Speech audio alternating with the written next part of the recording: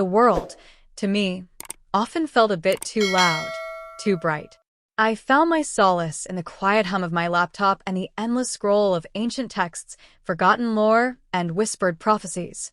Most evenings, after the city outside my window settled into its routine hum, I'd retreat into the digital sanctuaries where others shared my peculiar interests. Forums dedicated to arcane studies, forgotten rituals, and the subtle art of divination were my true social circles. My contributions were usually precise, scholarly, almost meticulously crafted. I preferred facts and historical context over bold speculation. Then came Etherbloom. I first stumbled upon her in a discussion about the esoteric symbolism of the major arcana. My post had been a detailed analysis of the High Priestess, drawing parallels from various Hermetic traditions. Etherbloom's response was immediate, vibrant, and utterly disarming. Instead of referencing another ancient text, she wrote about the intuitive feeling the card evoked, describing it not as a keeper of secrets, but as a living current, a guide woven into the fabric of daily life. Her words were bold, intuitive, and filled with an energy that practically buzzed off the screen. It was such a contrast to my own reserved, almost academic approach, and yet, I found myself rereading her comments, a strange sense of intrigue unfurling in my chest. Her posts continued to stand out. Where I was all historical precedent and carefully worded theory, she was raw interpretation, an almost audacious confidence in her own readings of the unseen. It felt a little like watching a wild, beautiful flower bloom amidst a perfectly curated herb garden. There was a freedom in her expression that both captivated and intimidated me. Our online exchanges, which initially circled around the formal language of our shared craft, gradually deepened. We moved from debating the properties of moonstone to discussing the personal insights we gleaned from our scrying bowls, the subtle ways the universe seemed to whisper its intentions. I found myself revealing snippets of my own quiet observations, things I'd never dared to share in such an open, expressive way. It was as if her vibrant energy was a magnet, drawing out parts of myself I hadn't known existed. One late night, after a particularly spirited discussion about the nuances of planetary magic, she offhandedly mentioned a local occult bookstore, a small, independent place I frequented. My heart gave an unexpected jolt. "Wait," I typed, "you live in this city?" The reply came back instantly. "Yep. Born and raised." A jolt of something I couldn't quite name went through me. Excitement, certainly, at the thought of a kindred spirit so close. But also, a tremor of apprehension. The digital veil had offered a comfortable distance, allowing me to engage with this expressive, charismatic woman without the full weight of physical presence. Now, the possibility of meeting her, of bringing this vibrant connection into the tangible world, filled me with a nervous energy I hadn't felt in a long, long time. What if she was different in person? What if I was? The thought hung in the air, thick and buzzing, like static before a storm. I closed my laptop, the screen reflecting my own quiet, thoughtful face, wondering what, or who, Etherbloom truly was beyond the glowing pixels. The coffee shop had been the first step, a tentative toe dip into the real world. But it was in the subsequent weeks that our connection truly began to bloom, spreading from those quiet corners into the bustling streets and secluded spaces of our shared city. Our initial meeting at the cafe, where Zoey's vibrant presence had so effortlessly filled the space, had transformed into a series of regular excursions, each one weaving us further into each other's lives. We explored dusty old bookstores, the kind with creaking floors and the rich scent of aged paper and forgotten wisdom. Zoey, with her boundless enthusiasm, would pull me towards obscure sections, her fingers tracing titles I'd only ever seen online. She'd find a tattered copy of some rare alchemical text, her eyes widening with delight, and launch into a passionate monologue about its hidden meanings.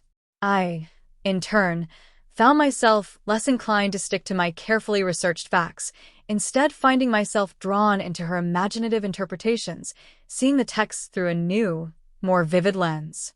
We visited bustling farmers' markets, not just for the usual groceries, but for specific herbs Zoey needed for a cleansing ritual or oddly shaped crystals that caught her eye.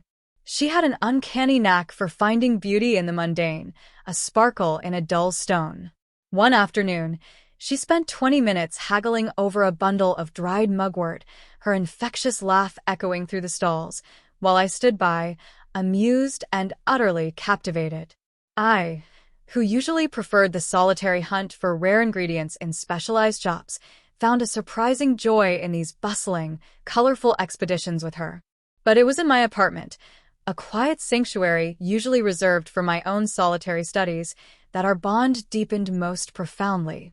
My small living room, usually neat and ordered, began to take on a new life. Tarot spreads would unfurl across my coffee table, the cards whispering their stories under the soft glow of lamplight. Scrying bowls, usually gazed into alone, now reflected two faces, their expressions intent, curious.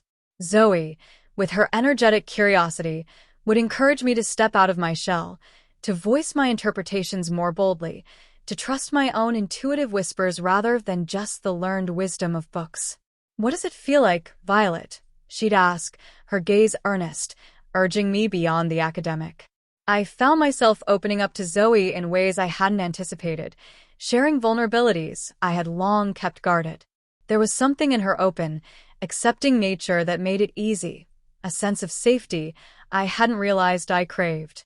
I spoke of childhood dreams of magic, of feeling like an outsider, of my deep-seated fear of misinterpretation. She listened, truly listened, her head tilted, her eyes absorbing every word, and then offered her own similar experiences, weaving a tapestry of shared understanding between us. As we navigated our shared passion, the moments of closeness became more frequent, more potent. It was subtle, almost imperceptible to an outsider, but to me, each instance felt like a soft shift through my carefully constructed world. A shared glance that held a little longer than usual as we both reached for the same tarot card. A brief, warm touch of her hand when she passed me a divination tool, the heat of her skin a sudden, gentle spark. Sometimes, in the quiet of my apartment, as the scent of burning sage mingled with the faint aroma of the coffee we'd just brewed, we'd lean in together to point at a passage in a grimoire, our shoulders occasionally brushing. These were not grand gestures, not overt declarations, but quiet, almost accidental touches that nevertheless hummed with an unspoken energy, hinting at an undercurrent growing stronger beneath the surface of our deepening friendship. Each one felt like a secret message, promising something more, something unknown, yet undeniably exciting. The undercurrent, once a faint hum, now throbbed with a persistent rhythm, a bass line beneath the melody of our everyday interactions. The unspoken tension between us had grown palpable, like the air before a summer storm, charged with an electric promise. My quiet apartment, once a haven of solitary contemplation, now felt filled with an invisible force whenever Zoey was there. Every breath she took, every subtle movement, amplified in my awareness.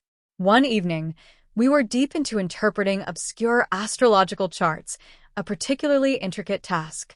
The air was thick with the scent of lavender incense, mingling with the earthy aroma of the herbal tea we were sipping. We sat close, hunched over my old celestial atlas, our heads almost touching. Zoey, ever the more intuitive, was tracing a complex planetary aspect with her finger, her voice a soft murmur as she explained her insights. My own finger was hovering nearby, following the lines, trying to grasp the intricate connections. Our hands brushed as we both traced the page. It wasn't a casual touch this time, not an accidental brush. The contact was brief, but it sent a quiet jolt through me, sharp, undeniable. My breath caught, a silent pause in my throat. Zoey's hand didn't pull away right away. Instead, her fingers rested lightly against mine for a moment before she pulled back, her gaze softening as it met mine. When I finally dared to look up, her eyes, usually so bright and open, held a deeper, more searching gaze. They met mine, and in their depths, I saw a question, an understanding, and something that mirrored the unsettling, beautiful chaos stirring within me. Her lips, usually quick to curve into a smile or articulate a thought, were slightly parted, and for a fleeting moment, I found myself wondering what it would be like to bridge the small space between us. There was a playful warmth in Zoe's demeanor during those weeks, a subtle invitation in her lingering presence. She would lean closer when I spoke, her head tilted, her gaze unwavering, making me feel as if I were the only person in the room, perhaps in the world. She'd offer me a piece of dark chocolate, her fingers brushing mine as I took it, her smile a knowing, gentle curve. She was pushing me, softly, towards an emotional precipice, a place where the comfortable boundaries of friendship blurred and dissolved. I struggled internally with these new, intense feelings. My mind, usually so clear and analytical, was a tempest of conflicting emotions. Fear, hot and sharp, gripped me at the thought of risking the profound, precious friendship we had built. It was a bond unlike any I had ever known, and the idea of shattering it with an ill-placed word or a misinterpreted glance filled me with dread. Yet, opposing that fear was an undeniable, magnetic pull, a yearning for the warmth and light of Zoe's spirit in a way that went beyond mere camaraderie. Every time she laughed, a bright, unrestrained sound, my heart gave a little skip. Every time her gaze met mine, a quiet recognition passed between us that felt more intimate than any conversation. I found myself observing her, not just as a friend, but with a heightened awareness of every curve of her smile, the way her hair framed her face, the almost imperceptible shifts in her expression that spoke volumes. The world, which once felt too loud, was now focused into a singular, compelling hum that emanated from her. The unspoken invitation was there, shimmering between us, waiting for one of us to finally acknowledge its existence. It was a thrilling, terrifying dance on the edge of something profound. The unspoken invitation, the shimmering tension, had been building for weeks, an unseen current growing stronger. That rainy afternoon, it reached its crest. The city outside my apartment window was cloaked in a soft, gray drizzle, the sound of rain drumming against the glass creating a cocoon of intimacy around us. We were discussing a particularly poignant interpretation of an oracle deck, the cards fanned out between us like scattered poetry. One card, depicting a lone figure braving a storm, had resonated deeply with both of us. The conversation, initially focused on the symbolic meaning of the card, took a turn. Zoey, usually so resilient, so outwardly vibrant, became quiet. Her gaze softened, distant. "It reminds me," she began, her voice barely above a whisper, "of a time, a betrayal, really. Someone I thought I could trust who just left. It felt like walking into that storm alone." A silence descended, heavy with unspoken pain. I had seen glimpses of Zoe's past, but never this raw, exposed vulnerability. Her usual shield of cheerful confidence had momentarily dropped, revealing a deep, lingering wound. My heart ached, a sharp, unfamiliar pang, and a protective instinct surged through me, surprising in its intensity. This wasn't just my friend sharing a story. It was Zoey, my radiant, spirited Zoey, revealing a corner of her soul that had been bruised. I found myself reaching across the table, my hand covering hers where it rested near the oracle cards. It was an impulsive gesture, born of a profound, wordless connection to her pain.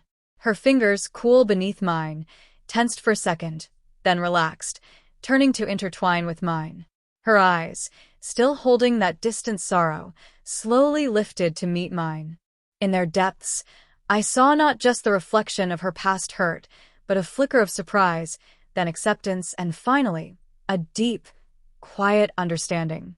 The air around us seemed to thicken, the sound of the rain fading into the background. In that shared moment of raw emotion, of two souls connecting on a level deeper than words, everything else ceased to exist. All the unspoken feelings, the quiet tension that had been hummed between us, the fear of risking our precious friendship, it all coalesced into a singular, undeniable force. Slowly, almost imperceptibly, we moved closer. It felt less like a conscious decision and more like an inevitable gravitational pull. My gaze dropped from her eyes to her lips, slightly parted, damp from a breath she'd just taken. Her own eyes mirrored my descent. The space between us, once a comfortable distance for friends, dissolved. And then our lips met. It was not a practiced, elegant kiss from a movie scene. It was clumsy, uncertain, a tentative pressure that was less about perfected technique and more about a sudden, overwhelming emotional release. It tasted faintly of the tea we'd been drinking, and something else, a shared vulnerability, a quiet need for comfort and understanding. It was a soft, hesitant meeting of mouths, a fragile brush that spoke volumes of unspoken feelings. My heart hammered against my ribs, a wild drumbeat, as I felt the soft texture of her lips against mine, a momentary suspension in time between fear and a burgeoning, exhilarating hope. The world outside, with its rain and its demands, receded completely. There was only us caught in that awkward, yet intensely significant moment. The silence that followed the kiss was heavier than the rain still tapping against my window. It didn't feel awkward, not exactly, but it was thick with a new, potent understanding. My heart still thrummed an erratic rhythm against my ribs, and the phantom touch of her lips lingered, a ghost of warmth on mine. Zoey had pulled back. Almost immediately, her eyes wide, her expression a mix of surprise and something I couldn't quite decipher. Then she'd simply retreated, gathering her things with a quiet efficiency that spoke of an unspoken need for space. We'd parted ways with murmured goodbyes, leaving the kiss, clumsy and uncertain as it was, hanging in the air between us like an unfinished sentence. Days turned into a delicate dance of uncertainty, a quiet push and pull that settled into the rhythm of our usual meetups. We still explored dusty bookstores, still discussed ancient texts, but beneath the familiar surface, an electric current hummed. Each of us, I suspected, was replaying that moment, trying to decipher its meaning. My mind, usually so adept at dissecting complex theories, was a swirling chaos of what-ifs and what-nows. Did she regret it? Did it mean what I hoped it meant? The questions were relentless, echoing in the quiet corners of my apartment, shadowing my thoughts even as I tried to focus on my studies. The fear of misunderstanding, of misinterpreting, was a heavy weight. I found myself observing Zoey with a heightened intensity, searching for clues. Was her gaze lingering a little longer? Did her laugh hold a new lightness or a new reservation? Every subtle shift in her expression, every nuance in her tone, was scrutinized, analyzed, and reanalyzed. It was exhausting, this silent ballet, this unspoken communication of longing and apprehension. Finally, during one of our usual study sessions at my apartment, the air so thick with unspoken words it felt almost suffocating, Zoey broke the silence. We had just finished a particularly challenging tarot spread, the cards laid out in a complex web of past, present, and future. She leaned back, her usually bright eyes serious, almost vulnerable. "Violet," she began, her voice softer than usual, a gentle rasp that sent a shiver down my spine. She picked up the Fool card, turning it over and over in her fingers. What was that? My breath hitched. The directness, though characteristic of her, still surprised me. It was the question I had been dreading and desperately hoping for. My palms suddenly felt damp. Summoning courage I didn't know I possessed, I met her gaze, forcing myself to be as honest as I could. I don't know. I started, the words feeling inadequate, clumsy. Not entirely, but it felt like something important. I paused, gathering my thoughts, searching for the right words to articulate the storm within me. It felt like a doorway opening. And I continued, my voice gaining a little strength. It felt like I wanted it. A quiet sigh escaped Zoey, a release of tension I hadn't realized she was holding. Her gaze softened, a hint of relief in its depths. I felt it too, she admitted, her voice barely a whisper. She put the Fool card down, her hand reaching across the table, not quite touching mine, but close enough for me to feel the warmth radiating from her skin. I was terrified I'd misread everything, that I'd messed up our friendship. "No," I said, shaking my head, a fierce certainty bubbling up inside me. "No, you didn't mess anything up. If anything, it clarified things. For me, anyway." I took a deep breath, the confession feeling both terrifying and liberating. "I'm drawn to you, Zoey. More than just a friend. I have been for a while." A small, genuine smile touched her lips, a radiant warmth that spread through the quiet room. "I'm glad you said it," she confessed, her voice thick with emotion. "Because I feel it too, Violet. All of it. The fear, the hope, the pull." She finally reached for my hand, her fingers gently intertwining with mine, a connection both fragile and firm. In that moment, the unspoken became spoken. The clumsy kiss was no longer a question mark, but a new beginning. We had acknowledged the shift, stepping together onto unfamiliar ground. We agreed to explore this new, uncharted territory with careful hearts, aware of the risks, but more aware of the undeniable, beautiful connection that had irrevocably changed everything. The initial exhilaration of that conversation, the fragile promise of something new, carried us on a wave of quiet joy for a time. We held hands more easily now, our gazes meeting naturally, no hesitation left between us. There was a lightness in our interactions, a knowing warmth that settled comfortably between us, deepening the intimacy of our shared rituals and discussions. It felt like we had unlocked a secret chamber in our friendship, one filled with soft light and burgeoning affection. However, the world outside our shared sanctuary, with its relentless expectations and subtle judgments, soon began to intrude. It started subtly, almost imperceptibly, like a shift in the wind before a storm. My family, steeped in traditional values and a quiet conservatism, had always viewed my esoteric interests with a polite, if bewildered, tolerance. They preferred their daughters to follow well-trodden paths, stable careers, conventional relationships, predictable futures. The initial remarks were veiled, almost innocent. "You're spending a lot of time with Zoey, aren't you, Violet?" My mother would comment over Sunday dinner, her tone a careful blend of curiosity and something I couldn't quite name. "She's a lovely girl, but are you focusing enough on your career prospects? Or, don't forget to keep an open mind about meeting new people, dear. You're at such a wonderful age to find someone stable." The word stable hung in the air, a coded message, hinting at something that Zoey, with her vibrant, unconventional spirit, might not embody in their eyes. My father, typically reserved, would simply offer prolonged, searching gazes when Zoey was mentioned, his silence more potent than any spoken word. His unspoken disapproval was a heavy cloak, wrapping around me, making me feel scrutinized, judged. They never explicitly mentioned Zoey and me as a couple, never directly referenced the nature of our deepening bond, but the implication was clear. This path, my path with Zoey, was not the one they envisioned for me. It felt like walking on eggshells, every step carefully measured, every word chosen with precision.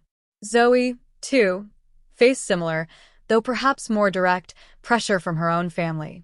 Her parents, ambitious and outwardly focused, had always encouraged her to pursue what they considered successful avenues, both professionally and personally. "Your cousin just got engaged to a wonderful young doctor," her mother might say, her voice dripping with expectation. "Such a good match, solid family background." Zoey, being more expressive, recounted these conversations with a frustrated sigh, her usual sparkle dimmed by the weight of their expectations. They championed conventional life paths, and anything outside that narrow definition was met with concern, or worse, dismissal. This external resistance cast a shadow over our blossoming love. It was a constant, low thrum of anxiety beneath the surface of our happiness. We couldn't ignore it. It seeped into our quiet moments, coloring our conversations, forcing us to confront the reality of our connection in a world that wasn't quite ready for it. The emotional toll of these pressures weighed heavily on us both. There were days when the joy felt muted, overshadowed by the looming specter of disapproval. We found ourselves whispering about our future, about what might be, knowing that the simple act of being together, of loving each other, was becoming an act of quiet rebellion. The feeling of being misunderstood, of having our profound connection diminished by societal expectations, was a sharp, persistent ache. We were navigating treacherous waters, our love a fragile vessel against a tide of subtle opposition. The subtle pressures from our families, once whispers, had escalated into a chorus of concern and expectation. It felt like the walls of our sanctuary were thinning, allowing the disapproving murmurs of the outside world to seep in, tainting the vibrant intimacy we had built. The quiet remarks from my mother, the heavy silence from my father, they coalesced into a tense, formal meeting that felt less like a family dinner and more like an interrogation. Zoey, too, faced her own version of this, conversations that left her drained and frustrated. We realized, with a sinking feeling, that we could no longer skirt around the issue. The time for evasion was over. The confrontation came, as many painful truths do, in an ordinary setting. For me, it was a stiff, uncomfortable dinner at my parents' house. My mother, her voice carefully modulated, began speaking about future plans and sensible choices, her gaze pointedly avoiding Zoey's name but unmistakably aimed at my situation. My father, with a grave expression, nodded along, his disapproval a palpable weight in the room. They spoke of the importance of family legacy, of reputation, of finding a suitable partner who could understand and share my life goals. The air was thick with unspoken judgment, each word a subtle jab at the unconventional path I was choosing. The difference this time, however, was that Zoey was by my side. We had anticipated this, had spoken at length about how we would face it. Usually, I would have retreated, offered vague assurances, or simply deflected.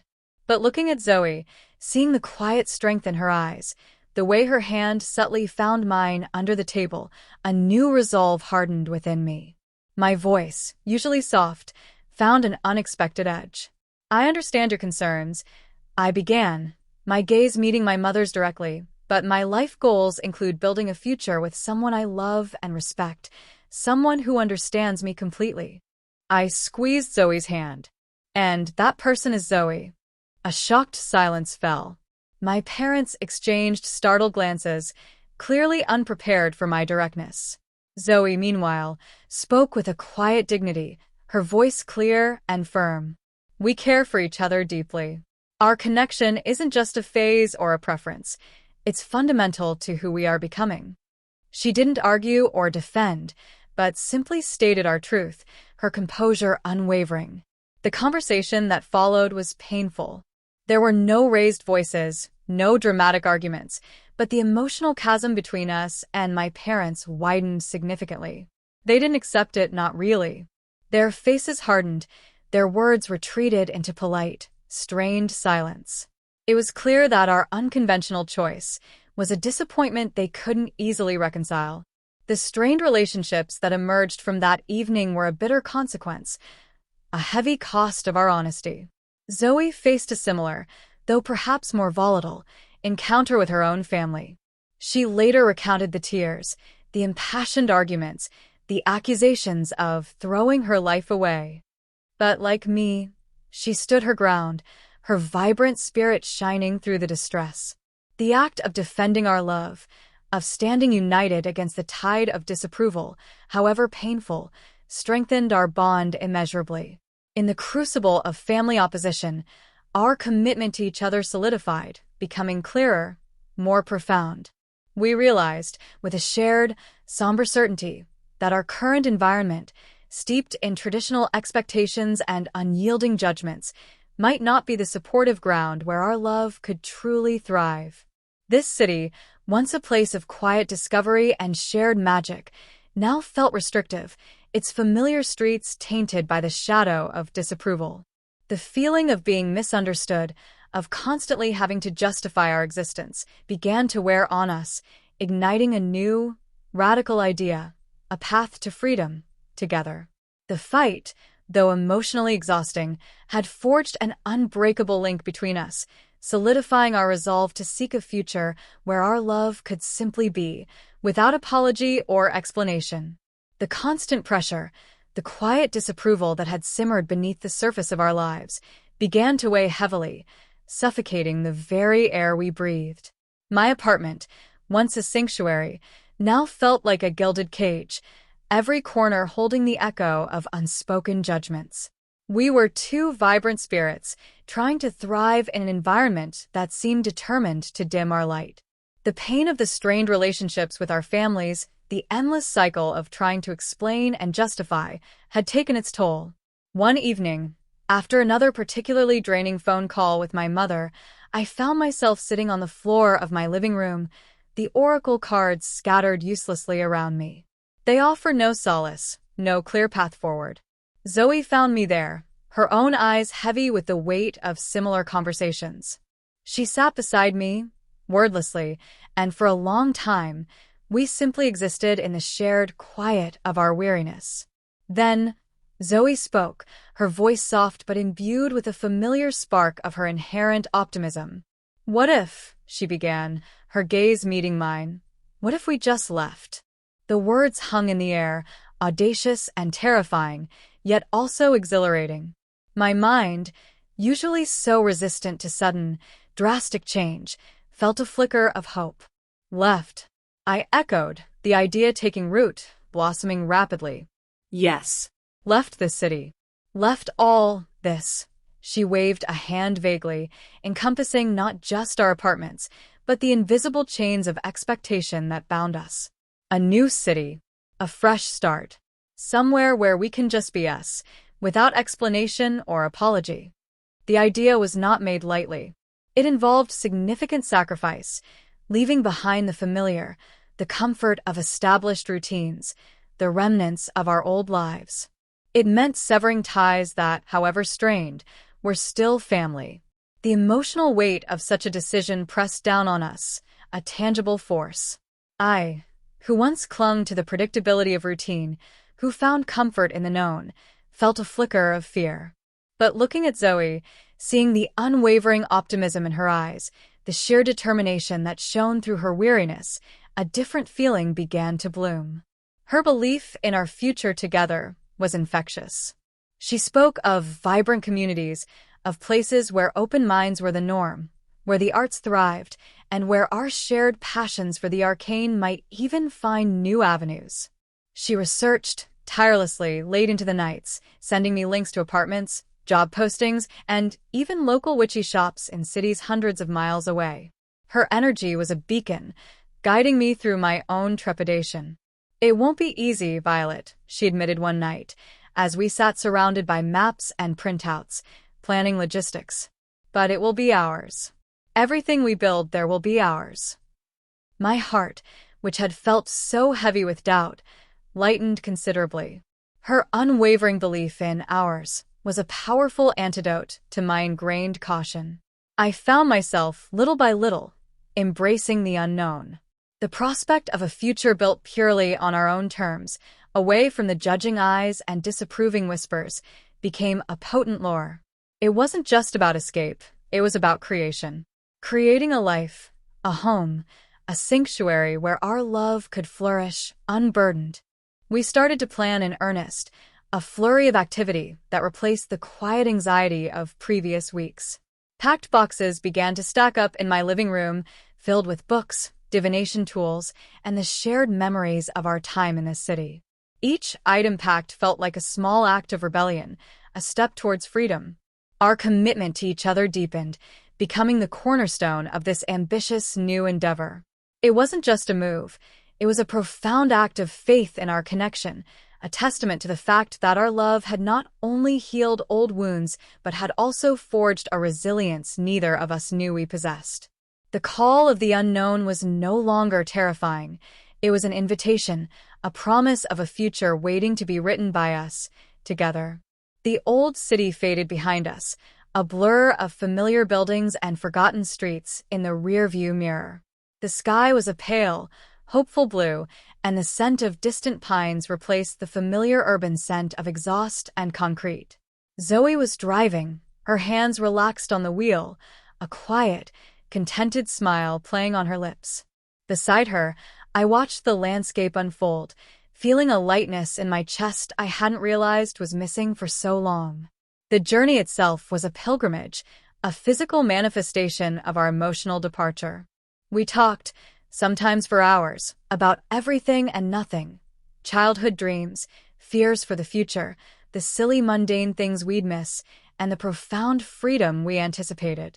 There were moments of quiet, too, comfortable silences filled with the unspoken understanding that flowed so easily between us now.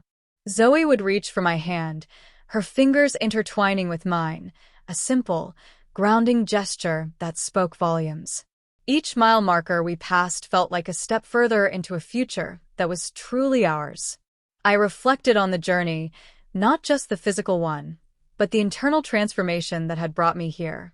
I, the quiet, observant seeker of ancient wisdom, who once preferred the solitude of books to the complexity of human connection, had found my voice. Zoey, with her vibrant energy and unwavering spirit, had been the catalyst, drawing me out of my carefully constructed shell. She saw past my reservations, encouraging me to trust my own intuitive whispers, to embrace my vulnerability. My silent observations had evolved into articulate expressions of love and commitment. I was no longer just an observer. I was a participant, an active force in my own narrative. The subtle details I once noticed in texts, I now noticed in the world around me. In the way light caught Zoey's hair, in the determined set of her jaw when she was focused, in the soft curve of her smile when she caught my eye.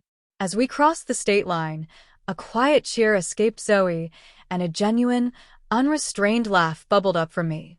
We were doing it. We were building something new, brick by brick, moment by moment.